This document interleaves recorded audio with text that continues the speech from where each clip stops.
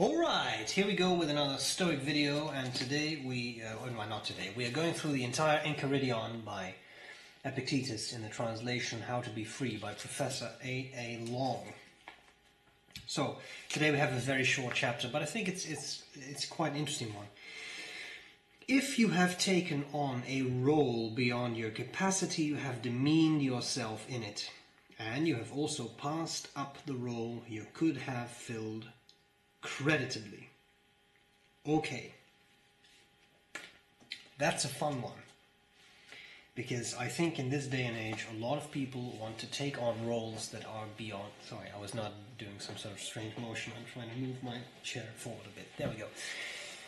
I think we live in a day and age where people continuously want more and want to move beyond, I don't really want to say the role that was assigned to them, but move beyond what would be wise for them to do. Yes, that sentence rolls in a way. So I'll give you a very concrete example. We see a lot of people, young people, who live a kind of an unrealistic, I'm just thinking about how to put this as diplomatically but also as truthfully as possible. I think we see a lot of young people who live a life online that is not a realistic life. They just happen to lead that life because it's kind of expected of them. So for example,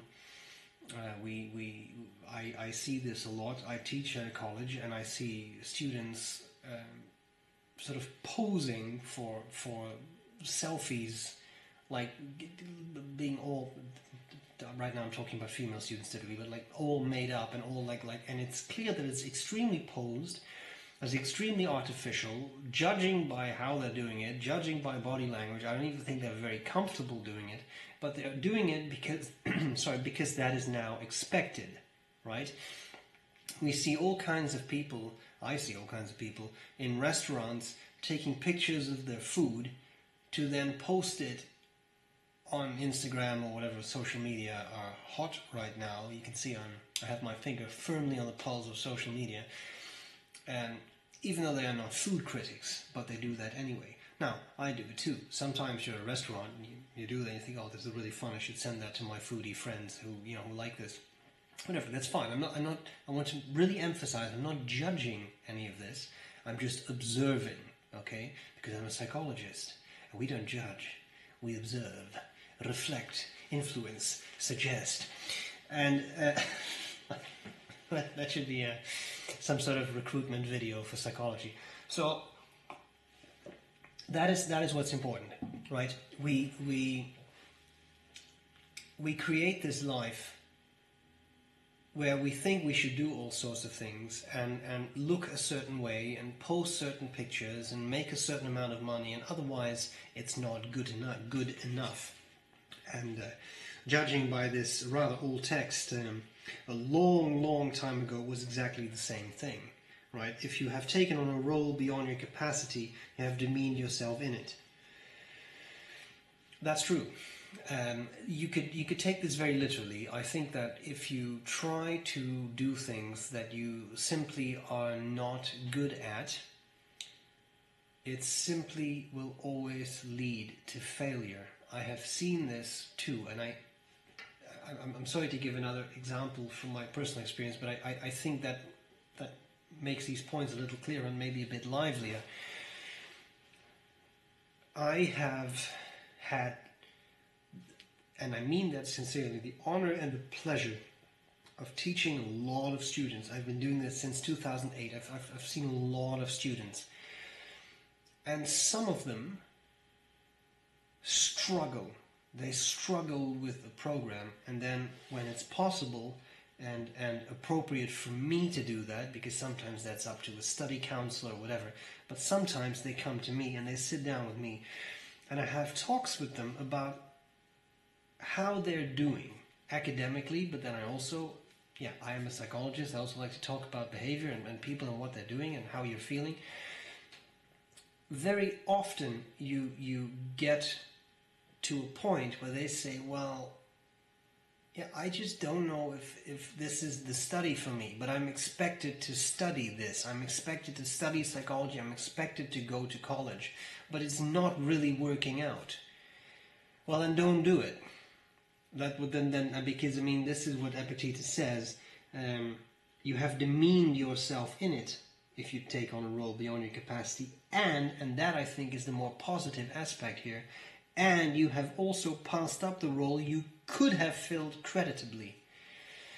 There's no shame in this. I had a professor who taught what I found very interesting, the history of psychology and philosophy of science. It was a double course. And we started off with probably about 300 people in the lecture theatre.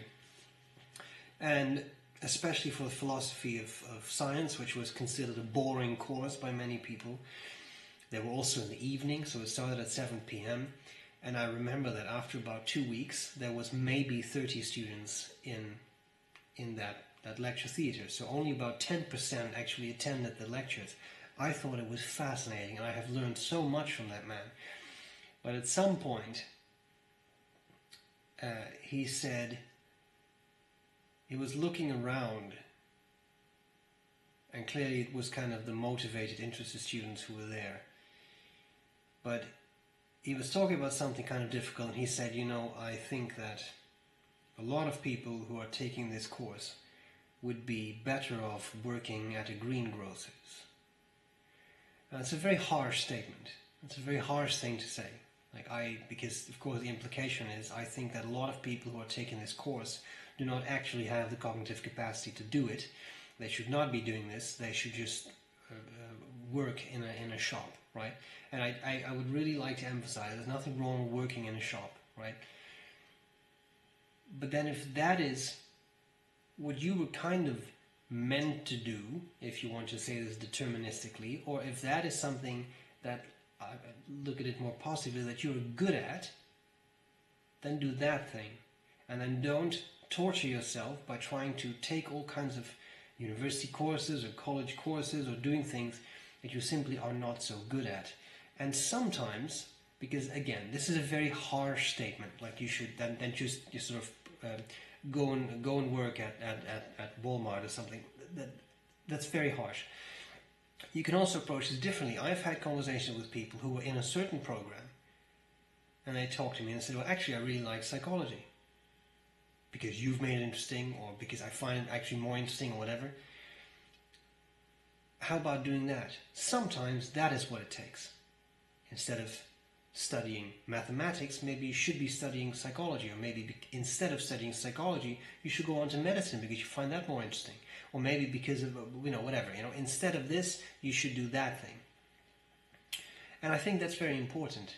Now, people are reluctant to change things. Some people stay in programs, and I've been in programs with students in my master's program, and I do not understand how they got that degree, because they did not strike me as particularly motivated, or, and this is very judgmental, but didn't strike me as particularly intelligent. They didn't seem to me to be the type of people who kind of had what it takes to do that, and yet somehow they made it through that program. And that's a shame. It's a shame. Not because I don't want them to graduate. I mean, I'm happy for them they graduated, but they could have done something else that would have been better for them. And again, that doesn't mean working at the greengrocer, but do something else. Take another program, take other courses, do something else. Maybe do go to work in a very applied field, whatever. That's fine, right? And as I'm saying this, I realize that this could come off as incredibly judgmental on my part, but I really want to emphasize, I'm not trying to judge. All I'm saying is, you have to find what works for you in life, because that is your role, and every role you can do with honor. Epictetus says this clearly. I think it may be maybe in the Discourses, but it could be wrong. He says you are assigned a certain role. You are assigned a certain life by a director. It's like you're in a play, and all you have to do is play out that specific role, right? Your role may be short. It may be long. It may be very important. It may not be, but it's all okay, because it's uniquely yours. And that, I think, is a very good way to look at things, right? So if you are trying to do something beyond your capacity, there's no shame in at some point giving up on that. You can try, but if you have like honestly done everything you can to do that thing and it's simply not working again and again and again, and you have done everything and the people supporting you have done everything, and in this case, like in a teaching context, your instructors have done everything, then maybe you should try something else, and maybe you'll be happier there. And there's nothing wrong with that, right? But don't allow yourself to be forced into a certain thing, like, oh, I have to do this thing because my parents said so, or I'm expected to do this. A lot of people get forced into those things, and it just doesn't work. You're not true to yourself. You're not, in my mind, true to your full potential. So one bit of advice I give to students who come up to me to talk about these things, like career options, etc., is always this. Don't forget to have fun. If you are doing something and it is not fun to you, then maybe it's not the thing for you to do. Maybe you should be doing another thing. Nothing wrong with that. But then maybe you should do another thing. Because then that thing is not for you. Right? If something is dreadful and horrid and boring, and there will always be aspects of whatever it is you're doing that you don't like so much. But if in general you're not having fun, like on the whole you're not having fun, then you're not doing the right thing for you. And you should be doing something else. Even though your parents may want it, or you may be expected to do this, you may well, screw that, with all due respect. Do what works for you, because this is your life. You have to live it out, and whether you grow very old or not, it doesn't really matter. You have to do this. And even if you only live to be 25 years old, if you have worked for a couple of years in a job you hated, that's an enormous waste, isn't it? So, don't. Do what you think is best. Within reason, but do what you think is best. Okay, I hope this was interesting, and I try to, again, give some really personal examples to try and hammer the point home. I hope that is helpful. Thank you to everyone for sticking with me through all these videos. I hope they remain interesting and useful to you. I'll be back next week. Bye.